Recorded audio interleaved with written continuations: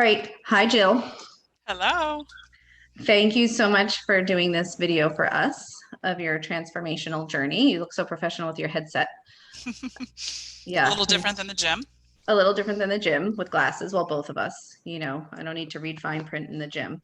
So we're going to talk about your story. And I remember, when did we meet? Has it been Three, 3 years? 3+ years ago, Three, October, 3 years ago. 3+ years ago. Yes. hmm And can you like kind of describe, because I remember what you were like when you first came in and sat down in my chair hmm and we were talking about where you were at that point. And today your whole outlook on everything is very different. Right. Back then, I can describe how you were, but I want to see if your description is the same as what I have in my remembrance. So Sure. go ahead. I was definitely a ball of stress. I actually had just come off one of the most stressful periods. My husband had lost a high-paying job. At one point, we were both unemployed.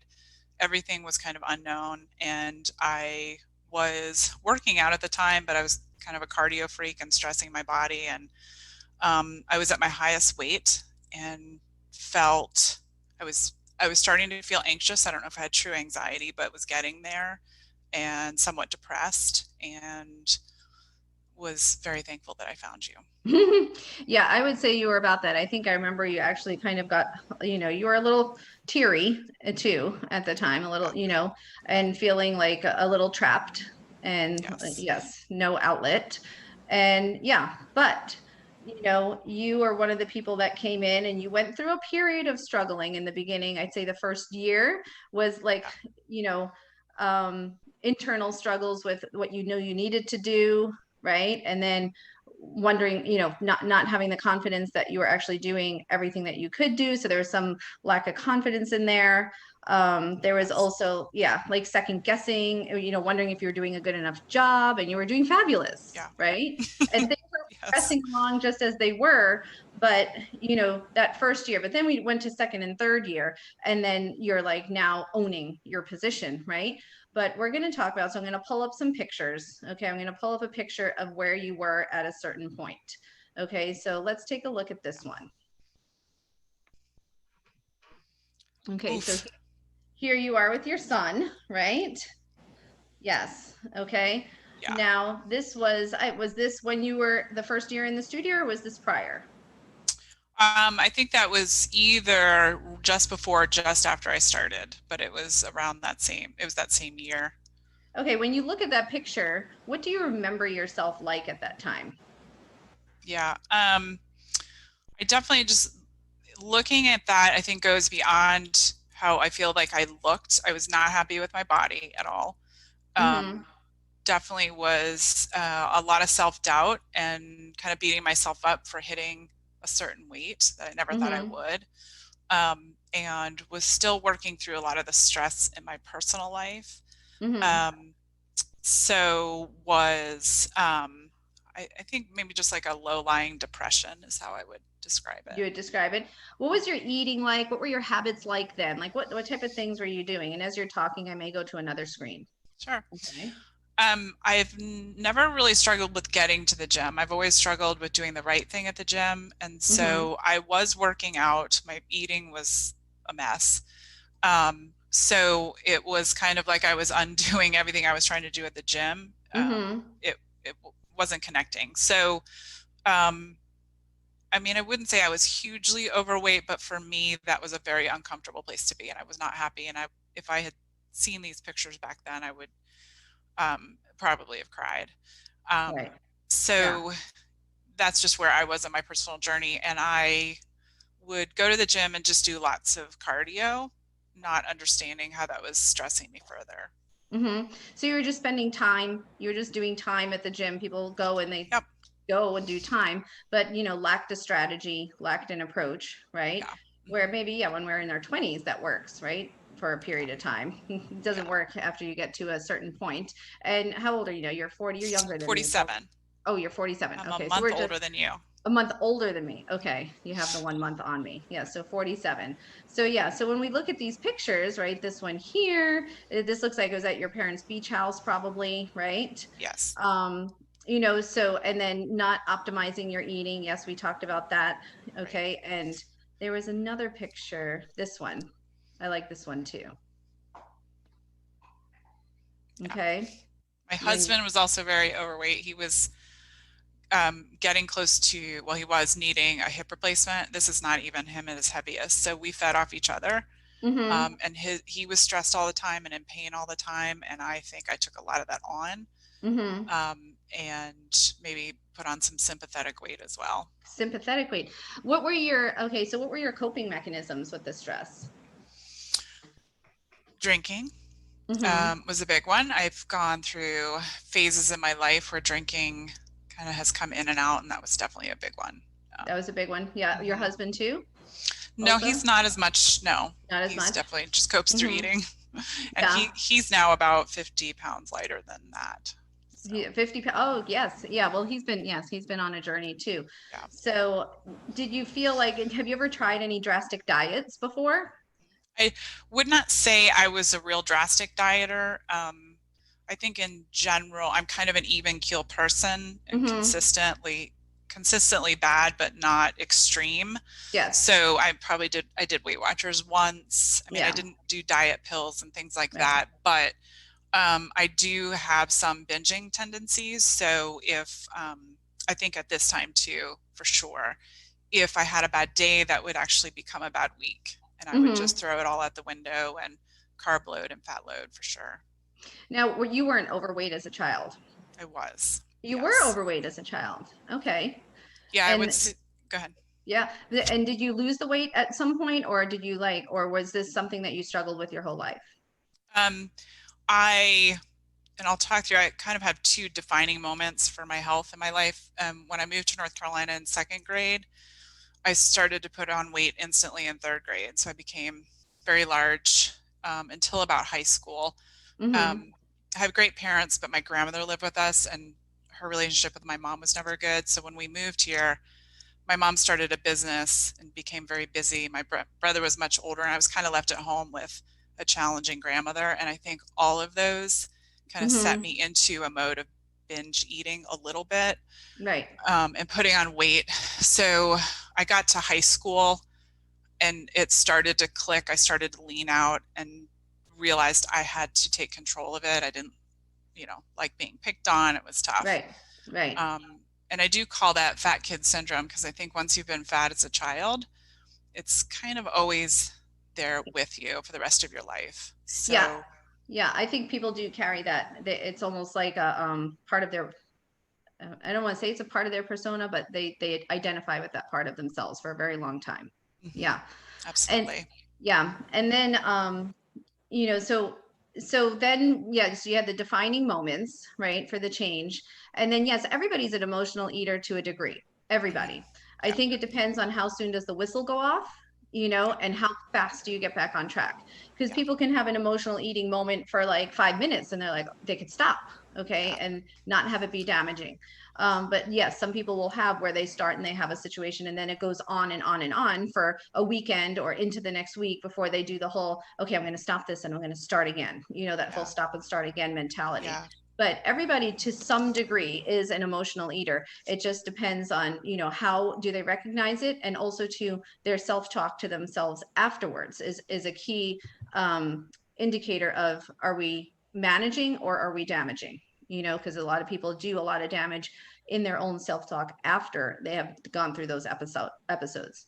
So Yeah. now we're going to fast forward a little bit. So Hmm. you were doing your workouts, you were making your changes, right? Hmm. And we're going to go to what had happened from, let's see, we're going to go to, yeah, we're just going to jump to this one.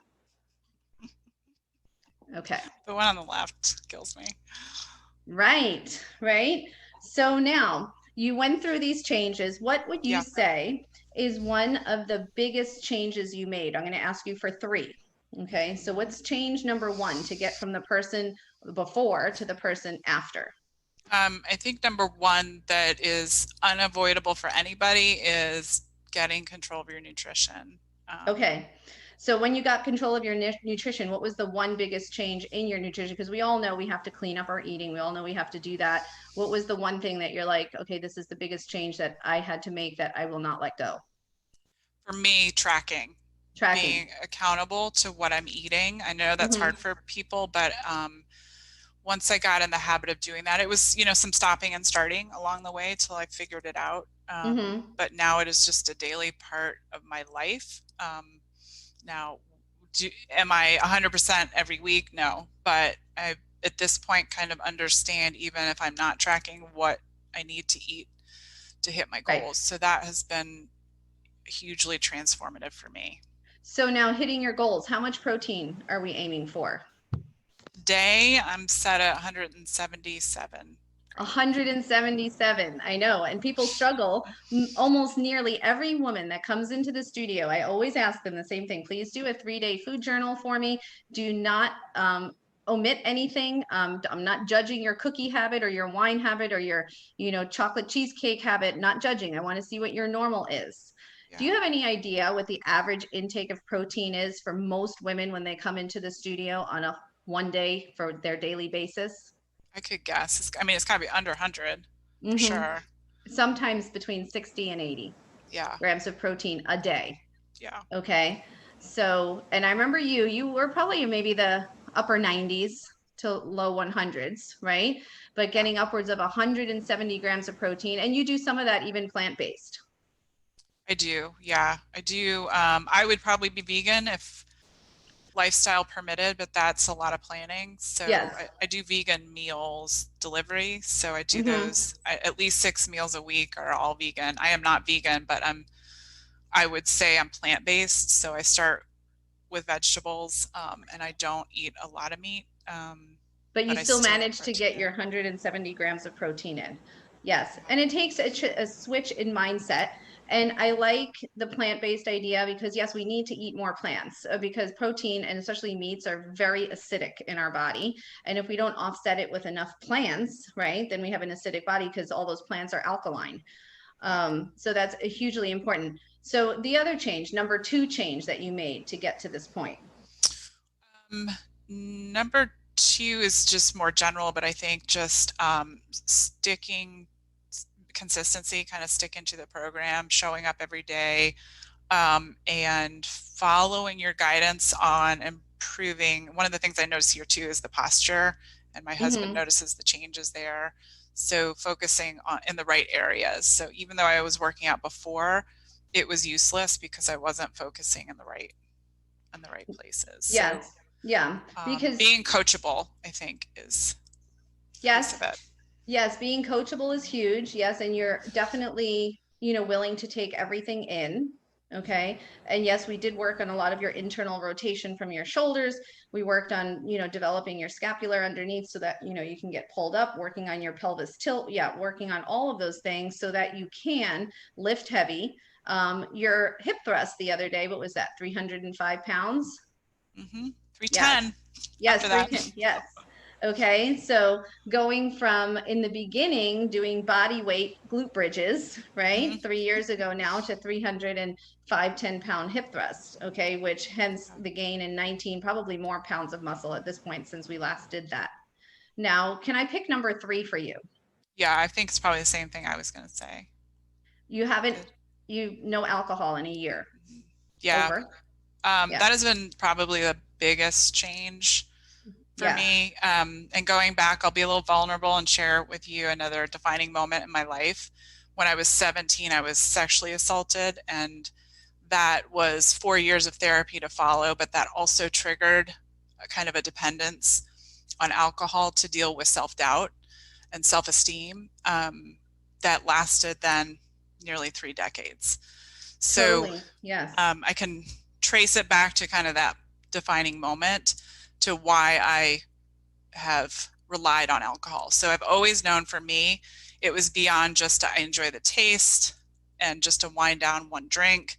I know for me, I was depending on it to deal with anxiety or things that were going on internally. So, and I can't really say why I quit when I did, but that was Christmas Day a year ago. Hmm. my last drink, and I haven't had one since. And that's been a huge change for me. And I think honestly, if it weren't for you showing me that there is a way to live without alcohol and live happily, I probably wouldn't have done it. Yeah, I think that's a big one for people, and there's a big fight in it now. Yes, I don't drink. I don't judge anybody who does, not at all. It's my own personal choice and the reasons why I don't. Hmm. Um, but for when people are having certain struggles and certain things are in their way, it's obvious it's in their way. At that point, I remember that year when you did decide to stop. I remember you were frustrated that you couldn't get off the last 10 pounds. Hmm. Yeah. Okay. You're Oh yeah, frustrated about that. And the year that you stopped drinking, yes, those last 10 pounds came off easily. they did. Yeah. Because, yeah, unfortunately, alcohol does get in the way, especially when it's, if you did it once or twice a month, that's not a big deal. But for people who are using it, as some sort of sedation, not saying that people have a true dependency on it, but yes, it's a tool for them. Okay. Yeah. So it's a tool. But you did a phenomenal job with that. And you even lost some friends, I believe, Hmm. some social circle friends. Yeah. And I hear conversations in the gym about just that. It was, and I was always afraid.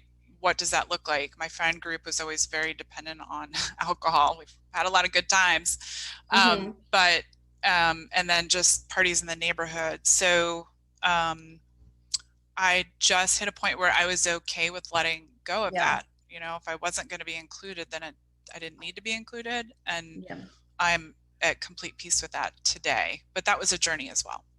That was a journey. That's a huge journey. And you've been a motivator for people, as well as some other people in the studio have been motivators for others, because that is a big leap to take. And if people don't take that leap, that's fine too. There's no, and some Sure. people can, Yeah. do a blend, and some people cannot do a blend. Yeah. I do believe if I were to drink, I believe, yes, I would become dependent. you know I come from a long line of alcoholics, and especially when I feel tremendous stress, but I haven't had a drink in 8 years. And Wow. yeah, but I do believe that during the times, sometimes when I would go through difficult life struggles, if alcohol was there, yes, I would use it. And if it wasn't that, it would be Xanax. If it wasn't Xanax, it would be something Yeah. else to help cope. Today, not really anything, and with Yeah. tremendous stress. So you can learn to find other internal ways of coping. Yeah. And that's a I think the thing that people don't understand is that when they want that change that you have on the after, Hmm. right? They want the change, but they Yeah. don't understand that they themselves actually fundamentally have to change. Yes. And I think that's a big challenge for people as to why sometimes it feels like they're taking so long to show progress, but they're holding on to some of these very deep rooted ways of living that they struggle with letting go. Because if you want things to change, if you want to change, you have to actually change. You can't just do half the job. And that's a Yeah. hard pill for people to swallow. Yeah. So I like this picture too.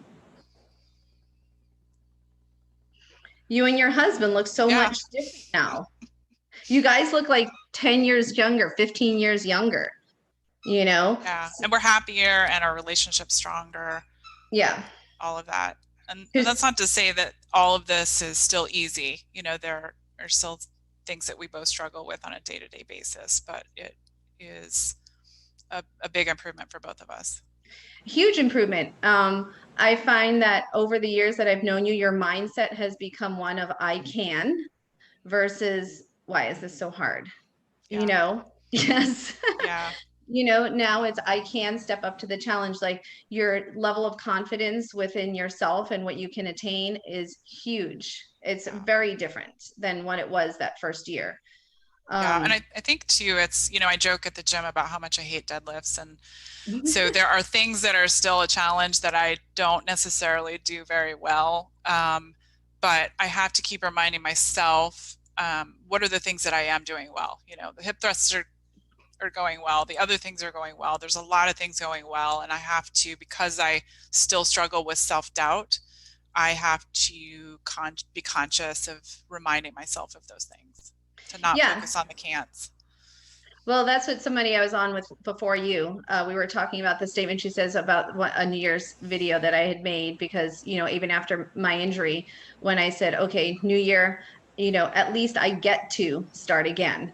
At least I Yeah, get to, do this. Like, yes, you get to, relearn deadlifts many times over because there's so many aspects involved in a deadlift, and you get to, yeah, improve your hip thrusts. So we're all working on, achieving this higher level. Okay. And when we have new stuff to learn, it doesn't mean we were sucking at it before. It right, just means now we have this skill level that we can learn this advanced skill now. Now we have this, we've gotten to this point that we can now apply this part to a form or this aspect to our form. right. So there's always improvements that can be made. Okay. And Agree. nobody ever does it 100% perfect, and our bodies are compensatory human beings. Things compensate over time, and then all of a sudden we notice it, like sometimes when it's a little bit too late, but Yeah. and have to relearn it. But I would say too now, what would you tell somebody who was just starting out and they were in the place you were in 3 some plus years ago? I would say bite off a little bit at a time. If you jump in and try to overwhelm yourself with all the changes at once, you will probably fail. And I had to kind of pull back and understand that early on. And also, this is a journey. Consistency will get you there. But I'm 3 years in now. So if somebody walks in and they see me lifting and I'm lifting heavy weight, I didn't start that way at all. So you have to Yes. consider how long that journey is going to be and commit to it. And just keep resetting. Like I have to reset almost every day. If I've had a bad day, get back on the horse tomorrow, not next week and not next month. Um, Yes. Yeah, I think that's one of the key things is yes, getting back on tomorrow, not letting days and days go by. It takes a while for a habit to take root. People will lose their habit sometimes, but they let it go for too long, and that habit doesn't really get a chance to be grounded in. Like it's grounded in for you to now get your protein in consistently. It's grounded in for you to lift at least 3 days a week. yeah, Okay. yeah, Look, and even at the beach, when you're going to the beach, it's now a grounded in habit for you to get a workout in. yeah, Okay. These are normal parts that will never, ever go away from you. This will be part of your life forever. But when people are stop, start, up, down, here, there, right? It's just like a plant that's trying to take root. If you keep pulling the plant out of the pot, it's never going to get strong. So people have to try to fight off those, I would say, little things that they let get in their way of their day, right? yeah, People let a lot get in their way. Okay. When you come and work out at 5:15 in the morning or 6 a.m., there's not much that gets in the way. yeah. Okay. So that's a huge help. And then I would say, what is the most difficult consequence you've had as the result of your transformation? Because people have a perspective that, like, oh, if I just lose the weight and I just get fit, like life is going to be blissful. But that's not true. You're just in better shape when life gets Yeah, crappy. So, yeah. what would you say is one of those most difficult consequences you've had as the result of your transformation? Because there's a price to pay with every change. That's a really great question. And I would say there are sacrifices that have to be made. So, time sacrifices that may, interfere with family time or work time, or you have to put that first. And for me, obviously, the drinking, there were some sacrifices to my social life, which now I don't care about, but initially were hard. Yeah. Um, and then I think I've been lucky not to have people sabotaging me in my life, but I see that a lot with other people. And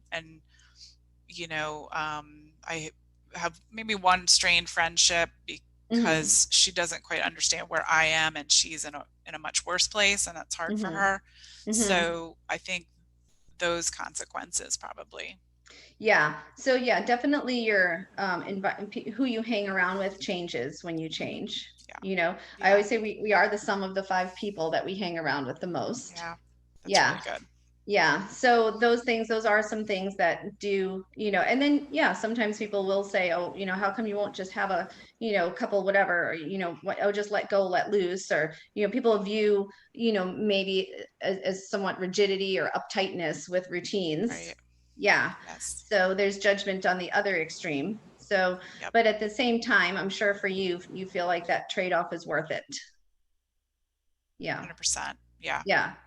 Well, you are definitely an inspiration to many people in our studio, okay, who look up to you and see, everything that you've brought. And I think a lot of people are going to be surprised to have known that before person, because like you said, they come in and they see these people and they think they've been like this the whole time. Yeah. And I'm like, no, everybody has started, from the bottom and has had to work their way up. It didn't just come to them. And That's yeah, right.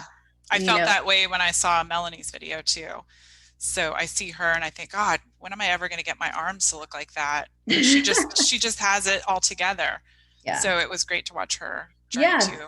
And yeah, it's a commitment to the journey. It's a commitment to the process. And it takes a while for that mindset to get to that place. So for people who are, I love these videos for people who are just starting out, because they're fumbling forward, they're failing forward, Yeah. and they feel like, when is this ever gonna, amount to a change? But nobody comes in and does a 180-degree switch. Nobody. They take steps forward, Yep. steps back, steps forward, steps back, and then eventually they start to take more steps forward than the steps back. Yeah. you know so this was wonderful. I love this, and Thank I you. love the dog. And I Makes it a love, little bit harder, but yeah, and I love that you now, instead of just going to the beach and sitting in your chair in that house, that one we had picture before, you're at the beach now, being active, doing things, being a participant in your own life, and not just letting things happen to you. Now you're yeah. taking control. Well, I'm So, grateful to you. And my biggest advice to everybody out there is just listen to Jennifer. well, not my words only, no, I True. have a hard time accepting things like that, because I do not have the power to make you do it. Okay. So you Yeah. actually did the work. It's no Yeah. good if people don't do the work. I'm just there to support. And so is Pamela and Beth and, all of us. We're just there to support, but we Yeah. can't make you do it. So you're the superstar for actually doing it. Aw, thanks. Okay. So I love you. Okay. Oh, Stay where you are. Stay where you are. I'm just going to stop our share and stop our recording.